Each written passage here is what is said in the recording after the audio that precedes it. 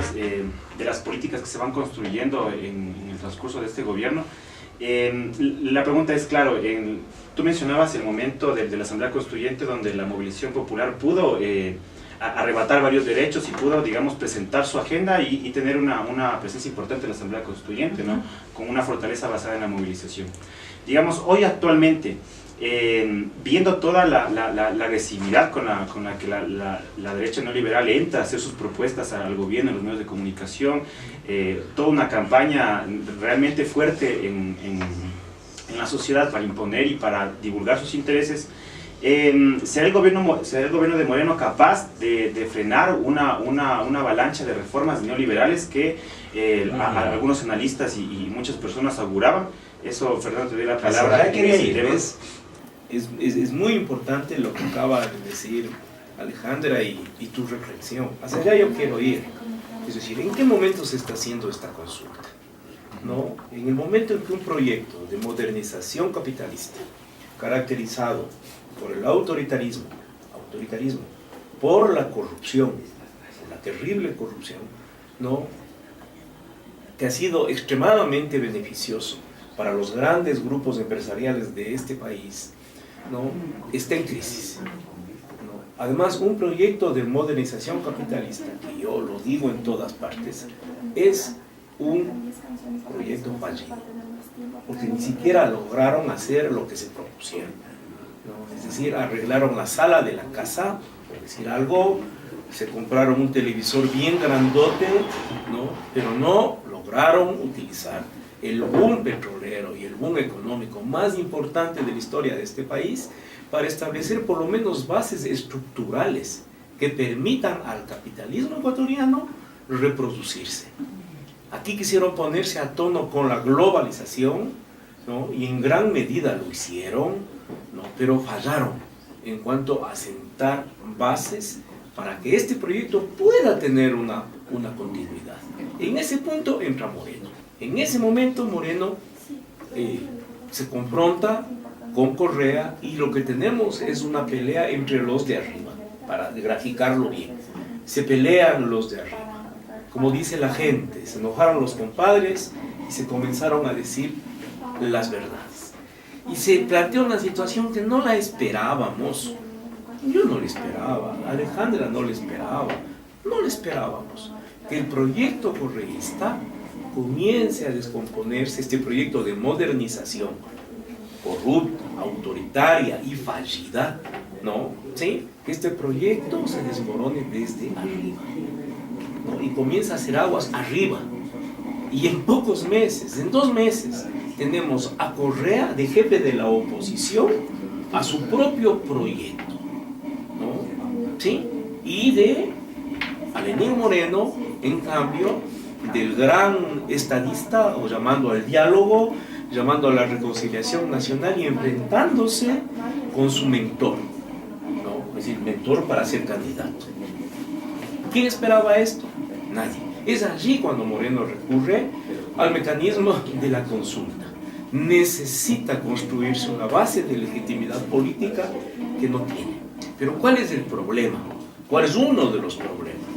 Cuando la constituyente del 2008, los movimientos populares, las clases trabajadoras, a nosotros, veníamos, si bien no con la fuerza del 2005 o 2004, cuando nos enfrentamos al TLC, del momento, pero veníamos todavía con alguna fuerza, ¿sí? Es decir, estábamos en un nivel de fuerzas que se expresó en el movimiento constituyente. Movilizaciones, asambleas, propuestas, todos estuvimos ahí, ¿ya? En este momento, en cambio, 10 años después, las fuerzas sociales, las fuerzas populares, llegamos a esta confrontación entre el correísmo A y el correísmo B, todavía que esos todavía son, ¿sí? Llegamos a esta confrontación extremadamente debilitados, divididos, debilitados, sin mucha esperanza. Por eso este debate, ¿no? Este tipo de debates son fundamentales. Porque si nosotros no reconocemos en qué situación de fuerzas estamos, ¿a dónde vamos a ir? Ahora, ¿qué se viene para el futuro? Los resultados del 4 de febrero son claves. son claves. ¿Qué va a pasar después del 4 de febrero? Hay escenarios probables, ¿no? Pero lo más visible es que la situación económica, social del Ecuador, la tremenda crisis social del Ecuador, porque aquí solo se está hablando de crisis política y de crisis económica, pero no se mira la crisis social, ¿no? La profunda, la terrible crisis social que vivimos, eso no va a esperar más tiempo, pues eso revienta, eso revienta. En el Ecuador no tenemos a un Macri todavía, pero a lo mejor puede asomar un Macri. Hay muchas batallas después del 4 de febrero. Y ahora sí termino. Esta consulta, esta parte, no. El 2011 la gente le dio un cheque en blanco a Correa. Ahora, si bien vamos a tener que votar sí en general, o por las 7 preguntas sí, lo último que deberíamos hacer es darle un cheque en blanco a Lenín Moreno. Muchas gracias, Fernando. Bueno, dejemos un poco el tema del movimiento popular para tratarlo en una pregunta después. Quisiera en este momento hablar del tema de la corrupción. Ustedes ya lo habían mencionado un poco, que es un tema de bastante preocupación a partir de casos escandalosos del último gobierno, y que sí, digamos, las respuestas que se han dado de los medios de comunicación históricamente han sido respuestas que van por el lado de reformas legales, de asambleas constituyentes, de más organismos de control.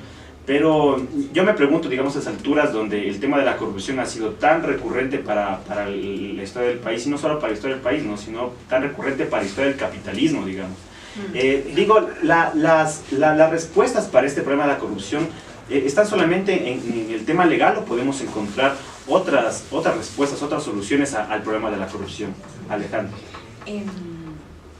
Yo sé que quieres que responda de eso, pero quería solamente decir un par de cositas en relación a lo que Fernando planteó, y luego intento hacer como la articulación a lo que dices, pero o sea, yo estoy de acuerdo con Fernando, decir como, digamos, cuando nosotros llegamos al momento constituyente había una capacidad y una fuerza de la movilización popular que permitía como que existieran ciertos acuerdos y de alguna manera se limitara la posibilidad de los grupos dominantes para hacer del Estado su proyecto político, ¿no?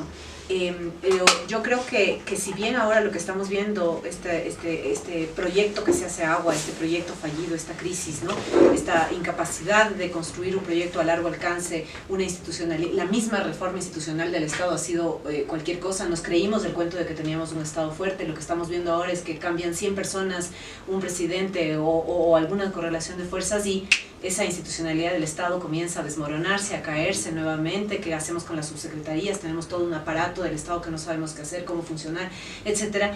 No, esa misma reforma institucional del Estado se hace agua.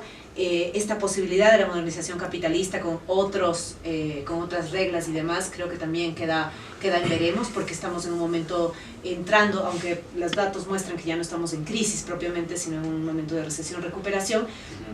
También es cierto que nuestra capacidad de estabilidad es bastante ínfima, siempre lo ha sido. Somos dependientes, somos una economía dependiente de la renta extractiva, dependientes en términos generales, ¿no es cierto? Y a pesar de haber tenido tanta plata durante toda esta década y algo, ¿no es cierto?, a la final, a la hora de la hora, nunca pudimos construir ninguna opción. Es decir, la industrialización nunca llegó. De hecho, hay una reprimarización de la economía y de la exportación, y hemos visto nuevamente cómo se han rearticulado formas de trabajo que parecían que podían cambiarse. Es decir, tenemos jornadas extensas de trabajo, plusvalía absoluta, y tenemos jornadas intensas de trabajo de plusvalía relativa, que se van juntando en este proceso de acumulación del capital, donde no ha habido mayores modificaciones. ¿Qué es lo duro? La agroindustria. O sea, eso es lo que nos venden como modernización capitalista, ¿no? Eso ni se diga como en los otros mundos del trabajo y todo lo que hemos vivido en estos años. Entonces, a mí me parece que es clave pensar esto como un proyecto fallido, en donde yo diría que las facciones, la disputa de estas facciones burguesas, interburguesas y de facciones de grupos de poder, tienen una característica diferente a cuando nosotros llegamos, cuando digamos este proceso empezó a surgir en el 2006-2007, donde también había una disputa interburguesa y una disputa entre grupos de poder porque el proyecto neoliberal no podía concretarse. La diferencia es que ahora todas las fuerzas están débiles y no existe una fuerza con capacidad de representación de lo popular. Y eso es una cosa que es una oportunidad para los sectores de izquierda y democráticos, pero también es una gran debilidad porque llegamos a un momento en donde Lenín Moreno nos plantea una forma aparentemente distinta de gobernar, donde no hay mayor presión en términos de criminalización de la protesta, etcétera, contra las organizaciones, donde aparentemente hay como ciertos marcos de diálogo, ¿no es cierto?, pero en donde las organizaciones no tienen agenda. No hay agenda, ¿no es cierto?, entramos a negociar desarticulados, digo, yo no me niego a la negociación con el Estado, pero todos los grupos entran a negociar sin programa, sin agenda y sin una cosa que me parece gravísima, que sí habíamos logrado y de articulación. Ahora las negociaciones son dispersas. Yo creo que eso muestra la gran debilidad que tenemos.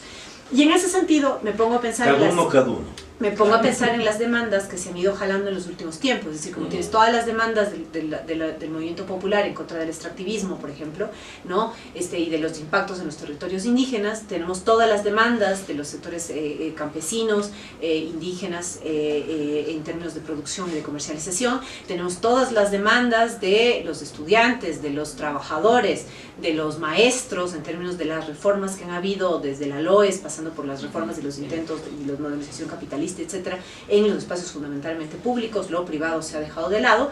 Tenemos las demandas del movimiento feminista y de mujeres, ¿no es cierto?, para que haya justicia y para que no nos sigan matando y para que haya alguna clase de institucionalidad en relación a la violencia de género. Es decir, ese conjunto de demandas se juntan de alguna manera en los últimos años en el Ecuador sin una propuesta articulada, sin una agenda programática, pero en esas demandas aparece también la demanda de la corrupción. Es decir, no es solo la derecha la que ha llevado a cabo la bandera de la anticorrupción, ha sido también la izquierda y las organizaciones que han mostrado y se han encargado estos años de develar cuál es el carácter del gobierno y del correísmo. Entonces, en esa medida, digamos, tú preguntabas, más allá de lo que plantea la derecha de las reformas legales y demás, efectivamente podemos tener lecturas y plantear que la corrupción es connatural al capitalismo, connatural al Estado moderno, podemos decir una serie de cosas. Pero yo creo que aquí una de las claves es que más allá de las reformas legales que puedan haber o de las prohibiciones que tienen que haber como explícitamente en relación a los funcionarios públicos, etcétera, me parece que una de las cosas claves está en pensar, y justamente el correísmo hizo lo contrario, y es que la posibilidad de que haya un uso transparente de los recursos del Estado y también que haya un control sobre las empresas privadas que hacen un poco lo que les da la gana en este país, más allá de que paguen o no paguen impuestos, hay un problema grave de corrupción interna, no se diga de explotación y violación de derechos laborales, y es que el poder de fiscalizar, de definir, de transparentar, debería estar en un espacio que no es propiamente el Estado. O sea, yo creo que el correísmo nos mostró que no había tal cosa como, o que es una fórmula bastante ideológica, Estado versus mercado capitalista. El Estado es la representación de todos nosotros del mercado capitalista, de los intereses particulares. Creo que lo que hemos visto a lo largo de estos 10 años es una lección que ya sabíamos en los 90s, y es que finalmente hay otro poder. Y ese otro poder y esa otra capacidad no está en el Estado, pero va más allá del Estado y está en contra de los intereses del capital. Y esa es la fuerza que está en los movimientos sociales y en el campo popular, que son los únicos actores en este país que han tenido la capacidad de democratizar la sociedad ecuatoriana. Entonces, yo creo que la salida para pensar el tema de la corrupción no está en que tengamos no sé cuántos órganos al interior del Estado que vuelvan a mirar, no sé qué, finalmente son los mismos. Tampoco está en un comité de empresa que mira, no sé qué, está finalmente en trabajadores, trabajadoras, hombres y mujeres y organizaciones, ¿no es cierto? La propuesta de la Comisión Anticorrupción, que debería ser una cosa contundente, que debería tener un poder fundamental, ¿no es cierto? Deberían haber como otro tipo de comisiones anticorrupción, así independientes, digamos, con gente proba, en cada uno de los espacios, que pueda fiscalizar no solo al Estado, sino que tenga la capacidad de intervención también sobre el tema privado. Pero para eso significa que tendríamos que irnos en contra de todo el proyecto correísta, que ha sido restarnos poder. Sí, un programa en X